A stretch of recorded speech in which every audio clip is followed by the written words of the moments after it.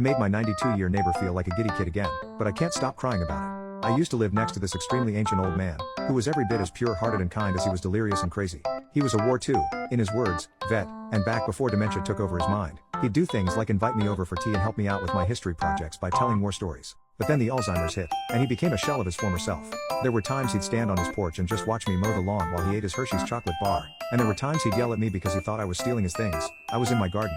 His wife would shuffle him back into the house whenever this happened, and she'd always apologize to me. Well, about 3 weeks ago I bought a truck that I had dreamed about owning. It was huge, blacker than my first ex-wife's heart, and even prettier than my second ex-wife. That Saturday I was putting a new coat of wax on it, when suddenly the old man startled me. He tapped my shoulder and said, "Nice truck, boy." "Thanks, Marine," I said. He had a real name, but he forgot it and wouldn't answer to it, so I just called him Marine out of respect for his service. Marine began walking around the truck with his hands behind his back, smiling and calling it a thing of beauty. He told me about a truck he'd owned at some point in his life, and what he did next absolutely blew my mind. He